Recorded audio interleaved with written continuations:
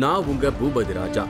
ஒரு கோயில்ல குழந்தை பாக்கியம் இல்லாதவங்களுக்கு பிறக்க போகும் குழந்தை ஆனா பெண்ணா, எந்த கிழமையில எந்த நட்சத்திரத்துல பிறக்கும் அப்படின்னு சொல்றதோட குழந்தையோட பெயரையும் முன்கூட்டியே சொல்லிடுறாங்க.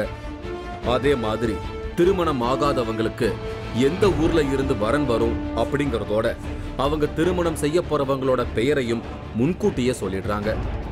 கேட்கவே வித்தியாசமா இருக்கிற அந்த கோயிலை தேடித்தான் நான் இப்ப போயிட்டு இருக்கேன். திருமணமாகவில்லை, குழந்தை இல்லை என்பவர்களுக்கு கழுதீர்த்த ஐயனார் கோயிலில் கொடுக்கும் ஒரு ஷாக் ட்ரீட்மெண்ட்.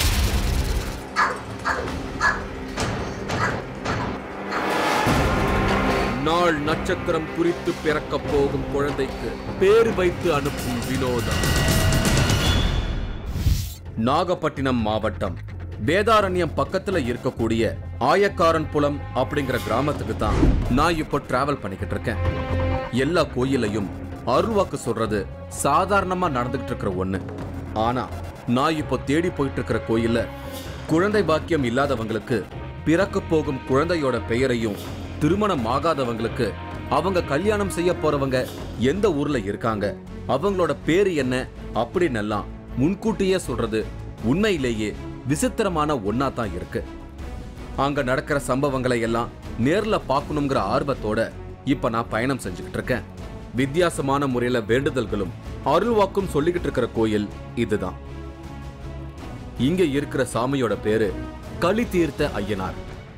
பொதுவா சிறு தெய்வங்களோட கோயில் அப்படின்னு சொன்னாலே பெரிய பெரிய சைஸ்ல பாக்குறவங்கள பயமுறுத்தும் விதமான சிலைகள் தான் இருக்கும். அப்படி இங்கேயும் பிரம்மாண்டமா நிற்கும் குதிரை சிலைகள் தான் நம்மள முதல்ல வரவேற்கும்படியா இருக்கு. அடுத்ததா பார்க்கவே டெரரா புலி மற்றும் யானையோட சிலைகளும் வைக்கப்பட்டிருந்தது. சந்திரமுகி படத்துல வடிவேலு முணுமுணுத்துக்கிட்டே நடக்கிறத போலவே தான் நான் அங்கிருந்து நகர்ந்தேன். கோயிலுக்கு போற வழியில சைட்ல ஆலமரத்துக்கு கீழே வரிசையா பொம்மைகள் வைக்கப்பட்டிருந்தது. என்னடா இது புதுசா இருக்கேன்னு யோசிச்சுக்கிட்டே அந்த பக்கமா நடக்க தொடங்கினேன். அங்க பார்த்தா இன்னும் ஆச்சரியம், நீண்ட வாக்குல மனிதர்களோட சிலைகளை வச்சிருக்காங்க. அத பார்த்த உடனே என்னன்னு எனக்கு புரிஞ்சிடுச்சு. நான் தொடக்கத்துல சொன்ன மாதிரி இந்த சிலைகள் எல்லாம் இங்க கழுதீர்த்த ஐயனார் கோயிலுக்கு வந்தவங்க தங்களோட வேண்டுதல் நிறைவேறினதால வச்சிருக்காங்க. இத பத்தி ஃபுல் டீட்டெயிலையும் யார்கிட்டயாவது கேட்டு தெரிஞ்சுக்கணும். கோயில் ரொம்பவே நீளமா இருக்கிறதுனால தெற்கும் தெரியாம வடக்கும் தெரியாம கோயில சுத்திக்கிட்டு இருக்கும் போதுதான் ஒருத்தரை மீட் பண்ண. இவரோட பேரு சுப்பிரமணியன். இவர் இந்த கழுதீர்த்த ஐயனார் கோயிலோட நிர்வாகத்துல ஒருத்தர். அதனால இந்த கோயிலோட வரலாற்றை பத்தியும் இங்க நடந்துகிட்டு இருக்கிற விசித்திரமான வழிபாட்டு முறைகளை பத்தியும் தெரிஞ்சுக்கலாம்னு அவர்கிட்ட விசாரிக்க தொடங்கினேன். இந்த கோயிலோட முன்பகுதியில ஒரு சாமி சிலை இருக்கு. அதோட பேரு முன்னடியான். இந்த சாமிக்கு முன்னடியான் அப்படின்னு பேரு வர ஒரு முக்கியமான காரணம் இருக்கு. பிரச்சனையோட இந்த கோயில தேடி வரவங்களுக்கு முன்ன நின்னு அவங்களோட பிரச்சனைக்கு தீர்வு கொடுக்கறதால முன்னடியான்னு அழைக்கப்படுது. இந்த சாமிக்கு பக்கத்திலேயே இன்னொரு சாமி இருக்கு. இவரோட பேரு தூண்டிக்காரன். அதாங்க தூண்டி கருப்பு.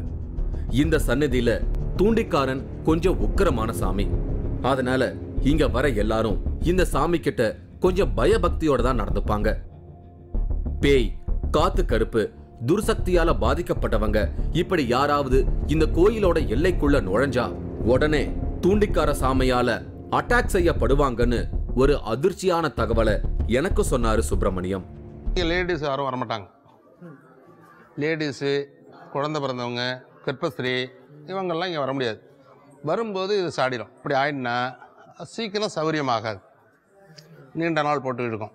அப்புறம் இங்கே உள்ள பூசாரிகள் போய் ஒரு வாரம் நல்ல நாளில் விபூதி போட்டு தான் அதை இறக்கி கொண்டு வந்து இந்த கோவத்தை தனியாக வைக்கணும். நான் இந்த கோயிலுக்குள்ள நுழையும் போது மரத்துக்கடியில நிறைய சிலைகள் இருந்ததை பார்த்தேன். அதை பத்தி சுப்பிரமணியன் கிட்ட விசாரிக்க தொடங்கினேன். பிரச்சனையோட இருக்கிறவங்க பிரச்சனை தீர்ந்தா இங்க வந்து தன்னோட சிலையை வைக்கிறதா வேண்டுதல் செய்யறாங்க. அப்படி அவங்களோட வேண்டுதல் நிறைவேறினா இங்க வந்து சிலை வைக்கிறாங்க. இங்க இருக்கிற சிலைகளோட எண்ணிக்கையை பார்க்கும் போதே எவ்வளவு பேரோட வேண்டுதலை இங்க இருக்கிற கழுதீர்த்த ஐயனார் நிறைவேற்றி இருக்காருன்னு புரிஞ்சுக்க முடியுது. இங்க வைக்கப்பட்டிருக்கிற சிலைக்கு ஆரத்தி காட்டுறாங்க, பிரசாதம் படைக்கிறாங்க. இதையெல்லாம் அந்த நபர்களே நேர்ல பாக்குறது தான் இங்க நடக்கிற விஷயங்கள்ல ஹைலைட். இங்க வைக்கப்பட்டிருந்த ஒரு சிலையோட வேண்டுதலை பத்தி எனக்கு விவரிக்க தொடங்கினாரு சுப்பிரமணியம். இந்த சிலையில இருக்கும் நபர் பக்கத்து கிராமத்தை சேர்ந்தவர். திடீர்னு அவருக்கு ஹார்ட் அட்டாக் வந்து ஹாஸ்பிட்டல்ல சேர்த்திருக்காங்க. அவருக்கு 2 மகள்கள், 2 பேருமே இங்க சிலை வைக்கிறதா வேண்டி இருக்காங்க. ஹாஸ்பிட்டல்ல இருந்தவருக்கு உடனே உடல் நலம் சரியாகி இருக்கு. அதுக்காகத்தான் இப்போ இங்க அவரோட ஒரே மாதிரியான 2 சிலைகளை 2 பொண்ணும் வச்சிருக்காங்க. இவருக்கு வந்து ஹார்ட் அட்டாக் வந்துட்டு அதுக்கு வேண்டிக்கிட்டாரு. 2ம் பெண் குழந்தை, ஆண் இல்லை, 2 பொண்ணும் மருமகம் வேண்டிக்கிட்டு எங்கள் அப்பா இது வந்து 2 பேருமே அவங்க பொண்ணு கட்டி விட்டது. 2 பொண்ணு கட்டி விட்டு பூசை போட்டு நான் தான் செஞ்சு கொடுத்தேன், எல்லாம் பண்ணிக்கிட்டு போனோம். சௌரியமா இருக்காரு. இப்போ அவர் ரிட்டையர்டு வாத்தியார். அதுக்கு பிறகு ஹார்ட் அட்டாக் வந்து ஆஞ்சியோகிராம் பண்ணி இப்போ ஒரு 75 வயசு இருக்கும், நல்லா இருக்காரு. போன வருடம் வந்து டூர் போனார். களி தீர்த்த ஐயனாரை பத்தி தெரிஞ்சுக்கலாம்னு கோயில் பூசாரிய சந்திச்சேன். இவரோட பேரு களி தீர்த்தன்.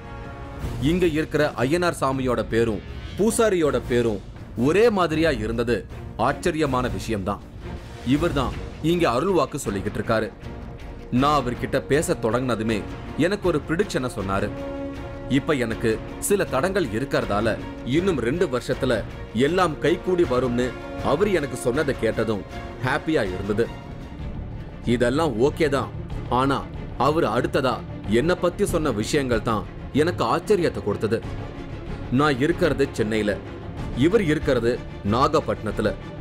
இங்க இருந்தபடியே சென்னையில நான் இருக்கிற வீட்டுக்கு பக்கத்துல என்ன இருக்குதுன்னு இவர் சொன்ன தகவல் அத்தனையும் உண்மை. இதையெல்லாம் கேட்டு நான் மிரண்டு போயிட்டேன். அடுத்ததா நான் பூசாரி இருக்கிற இடத்த நோட்டமிட்டேன். அந்த இடம் முழுக்க துணியால கட்டப்பட்ட நிறைய செப்பு கலசங்கள் வரிசையா அடுக்கி வைக்கப்பட்டிருந்தது.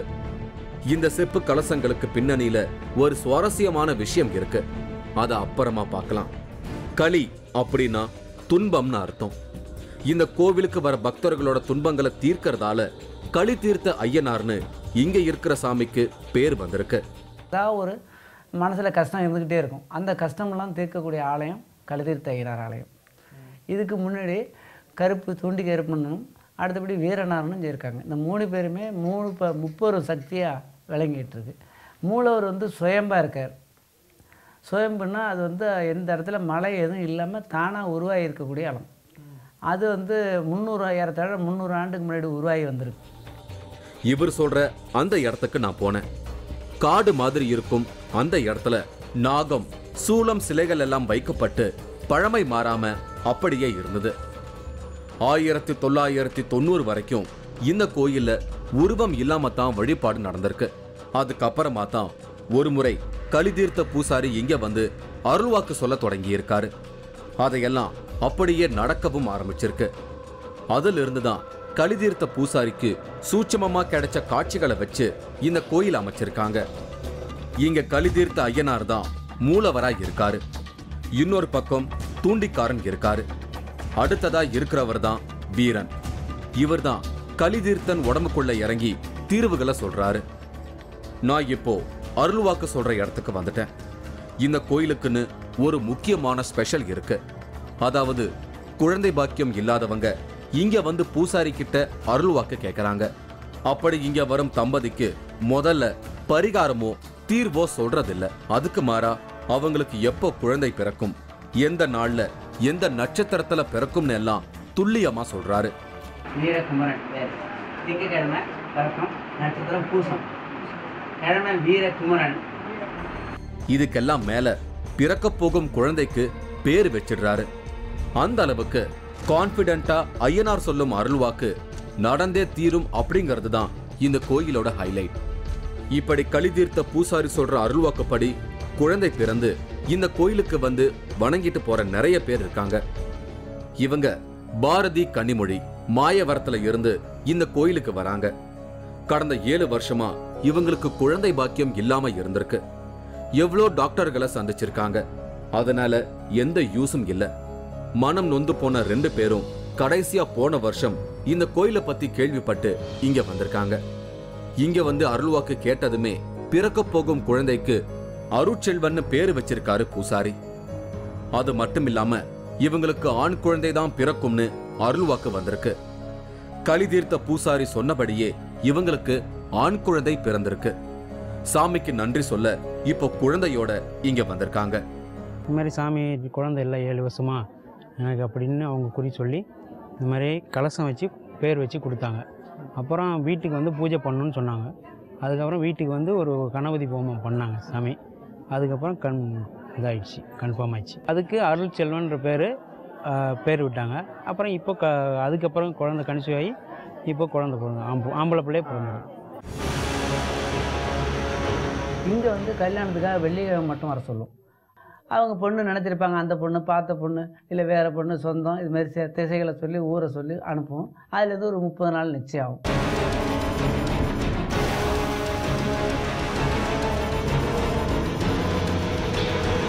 மூன்றாவது கண் இடைவேளைக்கு பின் தொடரும்.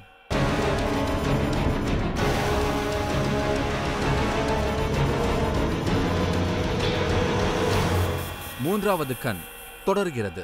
நான் இன்னைக்கு நாகப்பட்டினம் மாவட்டம் வேதாரண்யம் பக்கத்துல இருக்கும் ஆயக்காரன்புலம் கிராமத்துக்கு வந்திருக்கேன். இங்க இருக்கிற களிதீர்த்தான் கோயில்ல பூசாரியோட உடம்புல வீரன் இறங்கி வரவங்களோட பிரச்சனைகளுக்கு அதிரடியா தீர்வுகளை சொல்றாரு. குழந்தை பாக்கியம் இல்லாதவங்களுக்கு எந்த நாள்ல என்ன நட்சத்திரத்துல குழந்தை பிறக்கும்னு சொல்றதோட பிறக்க போகும் குழந்தைக்கு பேர் வச்சே அனுப்புறாரு. அதே மாதிரி திருமணம் ஆகாதவங்களுக்கு எப்போ திருமணம் நடக்கும், எந்த ஊர்ல இருக்கிறவங்க துணையா அமைவாங்கன்னு பேரோட இவர் சொல்ற ப்ரெடிக்ஷன் இதுவரைக்கும் எங்கேயுமே கேள்விப்பட்டிராத ஒன்னா இருக்கு. அதையெல்லாம் தான் பிரமிப்போட நான் இப்ப பார்த்துக்கிட்டு இருக்கேன். இவர் பெரியசாமி, பட்டுக்கோட்டையை சேர்ந்தவர்.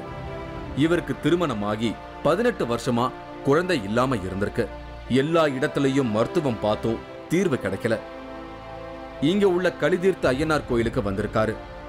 இவரை பார்த்த மாத்திரத்திலேயே இவங்களோட குடும்பத்துக்கு ஜென்மசாபம் இருக்கிறதாகவும் அதுக்கு பரிகாரம் செய்யணும்னு அவங்க வீட்டுக்கு போய் பூஜையும் நடத்தியிருக்காரு. அதுக்கப்புறமா தான் இவருக்கு குழந்தை பாக்கியம் கிடைச்சதா ரொம்ப ஃபீல் பண்ணி சொல்றாரு பெரியசாமி. அதுக்கு வந்து திருமணம் ஆகி 18 வருஷம் குழந்தை இல்லை.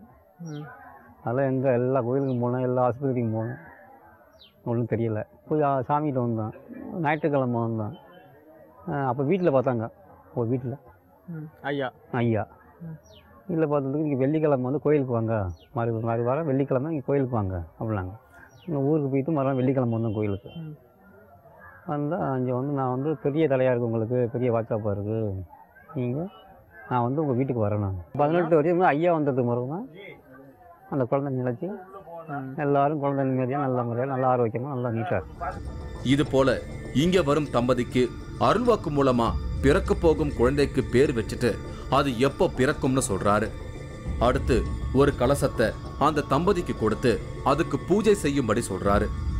இதுக்கு எந்த விரதமும் தேவையில்லை அப்படிங்கிறது தான் இன்னொரு ஸ்பெஷாலிட்டி. அவங்களோட பிரார்த்தனை நிறைவேறினதும் கலசத்தை கொண்டு வந்து இந்த கோயில சேர்த்துட்டாங்க. அதுதான் இவரோட ரூம்ல இப்படி குவிஞ்சு கிடக்கு. வருட கணக்குல எங்கெங்கயோ போயும் முழுமையான தீர்வு கிடைக்காமத்தான் பலரும் இங்க வராங்கன்னு எனக்கு இங்க ஒரு தகவல் சொன்னாங்க. இவ்வளவு நம்பிக்கையா சொல்லப்படும் இந்த அருள்வாக்கு முழுக்க முழுக்க ஐயனாரோட சக்திதான்னு பட்டவர்த்தனமா சொல்றாரு பூசாரி. பிறக்க போற குழந்தையோட பேரை அருள்வாக்குல சொல்றது மட்டும் இல்லாம இன்னொரு விசேஷமான பூஜையும் இங்க நடக்குது. அதாவது ரொம்ப வருஷமா திருமணம் நடக்காதவங்க இங்க நடத்தப்படுற பூஜையில கலந்துகிட்டா அவங்களுக்கு துணையா வரப்போகும் நபரோட பேரு, அவங்க எந்த திசையில இருக்காங்க, எந்த ஊரை சேர்ந்தவங்க, இப்படி அவங்கள பத்தின ஃபுல் டீட்டெயிலையும் அந்த பூஜையில சொல்லிடுறாரு பூசாரி களிதீர்த்தன். அப்படி ஒரு வித்தியாசமான பூஜைய நான் பார்த்தேன். திருமணம் ஆகாத ஆண்களும் பெண்களும் வரிசையில கருவறை முன்னால நின்னுகிட்டு இருந்தாங்க. இவர் அவங்களோட கழுத்துல மாலை போட்டு சில மந்திரங்களை சொல்றாரு.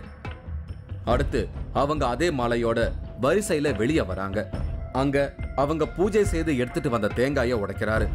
அந்த தேங்காய் உடையறத வச்சு ஒவ்வொருத்தருக்கும் எப்போ திருமணம், துணையா வரப்போறவங்க எந்த ஊரு, அவங்களோட பேரு, இப்படி எல்லா டீட்டெயிலையும் சொல்ல தொடங்குறாரு. இவர் மாப்பிளைய பத்தி டீட்டெயிலா சொன்னதும் ஒரு பெண் அவர் என்ன வேலை பாக்குறாருன்னு வெக்கத்தோட கேட்டாங்க. கவர்மெண்ட் வெளியே நீங்கள் வாங்கிட்டு நாங்கள் ஆண்கள் என்ன பண்ணுறது, எங்கே வேலைக்கு போனாங்க, ஃபுல்லாக பொம்பளை பிள்ளை வேலைக்கு போனாங்க. அதுக்கு கிண்டலா எதையோ சொல்லிட்டு அடுத்தவங்கள கவனிக்க போயிட்டாரு கலிதீர்த்தன். சிலருக்கு தேங்காய் சரியா உடையல, அப்படிப்பட்டவங்களுக்கு திருமண தடை இருக்குதுன்னு சொல்லி அதுக்கு சில பரிகாரங்களை செய்யும்படி சொல்லிக்கிட்டு இருந்தாரு கலிதீர்த்தன். இரண்டாவது கல்யாணம் ஆகலன்னு எல்லா இடத்துக்கும் போவாங்க. இங்கே வந்து கல்யாணத்துக்காக வெள்ளிக்கிழமை மட்டும் வர சொல்லுவோம். அந்த 10 to 12 ராகு காலத்தில் மாலை மாற்றி மாப்பிள்ளை பேர் ஊர் இது சொல்லுவோம். அவங்க பொண்ணு நினச்சிருப்பாங்க, அந்த பொண்ணு பார்த்த பொண்ணு இல்லை வேறு பொண்ணு சொந்தம், இதுமாதிரி திசைகளை சொல்லி ஊரை சொல்லி அனுப்புவோம். அதில் எது ஒரு 30 நாள் நிச்சயம் ஆகும். அது ஒரு சிறப்பு. அதுக்கப்புறம் இங்கே இருந்தபடியே எல்லாரும் வீடையும் பார்ப்போம். பார்த்து அந்த வீடெல்லாம் என்ன இருக்குது, வீட்டில் என்ன தடை இருக்கா இல்லையா, குலதெய்வம் வீட்டுக்கு வருதா இல்லையான்னு பார்த்து சொல்லுவோம். அதுக்கு அடுத்தபடியே மந்திரங்கள் எதுவும் செய்வன எதுவும் மந்திரங்களை செஞ்சுருந்தால் அது தீர்க்கறதுக்கு எங்கள் சாமி பவர் உண்டு.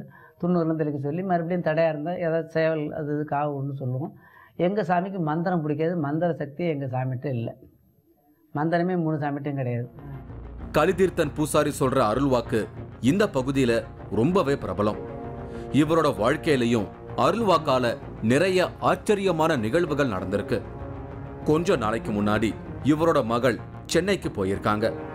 அப்போ அவங்க போட்டிருந்த 13 பவுன் செயின் காணாம போயிருக்கு. உடனே கலிதீர்த்தன் பூசாரிக்கு போன் பண்ணி சொல்லியிருக்காங்க. காணாம போன செயின் எங்க இருக்குன்னு அருள்வாக்குல கண்டுபிடிச்சு சொல்லியிருக்காரு கலிதீர்த்தன். அவர் சொன்ன இடத்துல போய் பார்த்ததும் செயின் கிடைச்சதா ஆச்சரியமா சொல்றாரு கலிதீர்த்தன். கோயிலோட ஒரு பகுதியில பக்தர்கள் தங்களோட வேண்டுதலை நிறைவேற்ற கிடாய் வெட்டி காணிக்கை செலுத்திக்கிட்டு இருந்தாங்க. இந்த சமயத்துல தான் கோயில் மண்டபத்துல இருந்து ஒரு வினோதமான சத்தம் கேட்டுச்சு. அது எங்கிருந்து வருதுன்னு சரியா என்னால உணர முடியல. அந்த சத்தம் கேட்கும் திசையை நோக்கி நடக்க ஆரம்பிச்சேன்.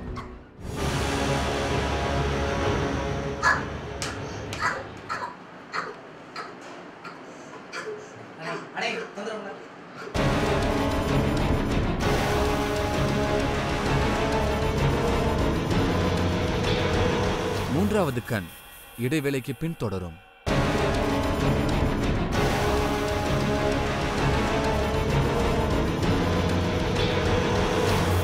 மூன்றாவது கண் தொடர்கிறது. நான் இன்னைக்கு நாகப்பட்டினம் மாவட்டம் வேதாரண்யம் பக்கத்துல இருக்கக்கூடிய ஆயக்காரன்புலம் கிராமத்துக்கு வந்திருக்கேன். இங்க இருக்கிற கலிதீர்த்த ஐயனார் கோயில் பூசாரி உடம்புக்குள்ள வீரன் இறங்கி ஆச்சரியமான பிரிடிக்ஷனை சொல்றாரு.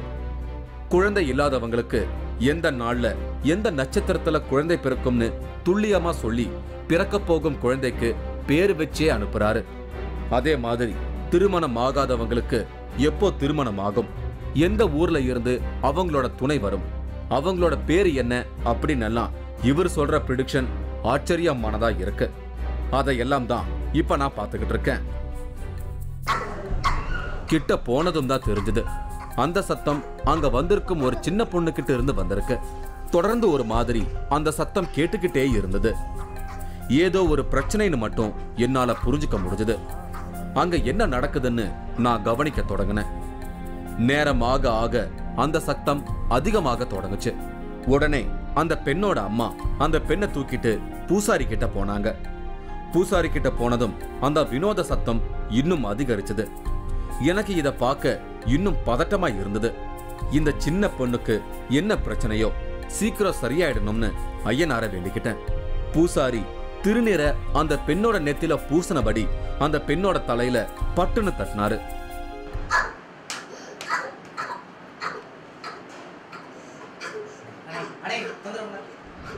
உடனே அந்த வினோத சத்தம் டக்குன்னு நின்னுடுச்சு. பூசாரி கிட்ட நான் பேசினேன். இந்த சின்ன பொண்ணுக்குள்ள இருக்கிறது கெட்ட சக்தி தானோ, வெளியில எங்கேயாவது போயிருக்கும் போது அந்த துர்சக்தி இந்த பொண்ணு மேல இறங்கி இருக்கும்னு பூசாரி எனக்கு சொன்னாரு.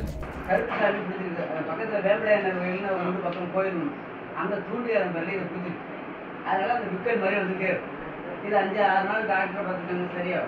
இப்போ இங்கே வந்தாங்கன்னா துண்ணூறு தான் நிற்கிது. இது நம்மளுடைய சகாத்தியம் கிடையாது. சாமியோட அந்த துண்ணு வைக்கிறது சாமி தான் இருக்கும். நாங்கள் தொடர்றதுனாலே நாங்கள் துண்ணு போடுறதுனாலே இல்லை. இங்கே விட்ட சாமியோட பார்க்கணும். என்ன அப்படிங்கிறீங்க? உனக்கு சீக்கிரம் பயப்படாத, தெளிவாரு, நான் பார்த்துக்கிறேன். என்ன போகணும்? டாக்டராக போகணும். படி டாக்டராக போறியா? பாத்தியாரா போறியா?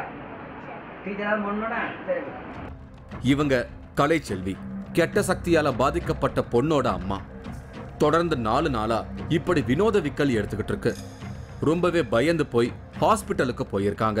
அவங்க கொடுத்த ட்ரீட்மெண்டால பொண்ணுக்கு நிரந்தர தீர்வு கிடைக்கல.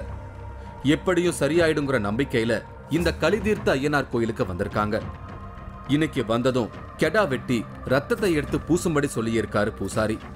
இதெல்லாம் செய்ததும் தன்னோட பொண்ணுக்கு இருந்த பிரச்சனை சரியாயிட்டதா சொல்றாங்க கலைச்செல்வி. திடீர்னு இருமல் வந்ததுதான். வரையும் டக்குன்னு நாங்கள் ஹாஸ்பிட்டல் கொண்டு போயிட்டோம். பக்கத்தில் கொண்டு போய் அங்கே போய் ஆக்சிஜன் இதெல்லாம் கொடுத்தாங்க. அது உடனே கொஞ்சம் நேரம் கழிச்சு சரியாயிட்டு அப்புறம் நைட்டு எல்லாம் வீட்டுக்கு திரும்பி வந்துட்டோம். வரையும் அது மறுபடியும் என்னென்னா பொழுது விடியும் அதே மாதிரி வந்துருச்சு. பேய் பிசாசுன்னு சொல்லுவோம்.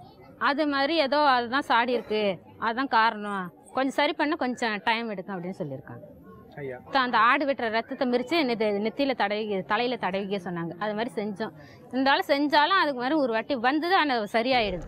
வழக்கமா ஐயனார் கோயில் அப்படின்னாலே உக்கரமா சாமி வந்து இறங்கியும் அரிவாள் மேல ஏறியும் சாமி ஆடுவாங்க. ஆனா அதெல்லாம் இங்க கிடையாது. அப்படி ஆடுனா அதிக நபர்களுக்கு அருள் வாக்கு சொல்ல முடியாது. உக்கரமா ஆடுனா சிலருக்கு மட்டும்தான் வாக்கு சொல்ல முடியும். ஆனா இந்த மாதிரி சொல்லும் போது நிறைய பேருக்கு வாக்கு சொல்லி மக்களுக்கு சேவை செய்ய முடியும்னு சாமி கிட்ட அதுக்கு உத்தரவு வாங்கியிருக்கிறதா சொல்றாரு கலிதீர்த்தன். கலிதீர்த்தன் வாக்கு சொல்லும் பீடத்துக்கு சாமி கருவறையில இருக்கிறத போல இருவாச்சி எல்லாம் வச்சிருக்காங்க. முன்னாடி ஒரு விளக்கு எரிஞ்சுகிட்டு இருக்கு. பக்கத்துல கற்பூரம் எரிய வச்சாங்க. இவர் வந்து வாக்கு சொல்லும் பீடத்துல உட்கார்ந்து விளக்க பார்த்து மனசுக்குள்ள ஜெபிக்க ஆரம்பிக்கிறாரு. அடுத்து கற்பூரத்துல கைய வைக்கிறாரு. இவருக்குள்ள ஏதோ சில சேஞ்சஸ் நடக்க ஆரம்பிக்குது. சில நொடிகள் மட்டுமே நீடிக்கும் அந்த அமானுஷ்யம் அதுக்கப்புறமா வெளியே தெரியாம சகஜமாயிடுது. அதுல இருந்து ஒரே நேரத்துல 2-3 பேருக்கு பிரச்சனைக்கான தீர்வுகளை சொல்றாரு. இப்போ இவருக்குள்ள வீரன் இறங்கிட்டாரு. வந்திருந்த ஒருத்தருக்கு விபத்து நடக்கவிருக்குன்னு எச்சரிக்க தொடங்கினாரு. ஆச்சரியங்கள் அகலாம நான் அங்கிருந்து திரும்பி வந்தேன். இன்னைக்கு நடந்த எல்லா விஷயங்களுமே எனக்கு ஒரு புது அனுபவத்தை கொடுத்திருக்கு. வேற ஒரு அதிரடியான அமானுஷ்யத்தோட நான் உங்களை சந்திக்கிறேன். அதுவரை உங்களிடமிருந்து விடை பெறுவது உங்கள் பூபதி. இந்த நிகழ்ச்சி நாளை மாலை 4:30 மணிக்கு மறு ஒளிபரப்பாகும்.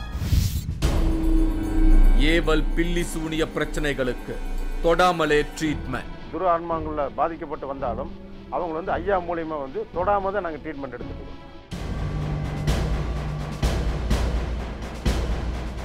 ஜிம் கோச்சாக இருந்தவரை சாமியாராக மாற்றிய சித்தர்கள். நீங்களும் இந்த திகில் பயணத்தில் கலந்து கொள்ள ஒரு வாய்ப்பு. 3வது கண் டிவி ஷோ என்ற Facebook பக்கத்தில் எங்களோடு இணைந்திடுங்கள். உங்களது அமானுஷ்ய அனுபவங்களை பதிவு செய்து இந்த நிகழ்ச்சியில் பங்கு பெறும் வாய்ப்பை பெறுங்கள்.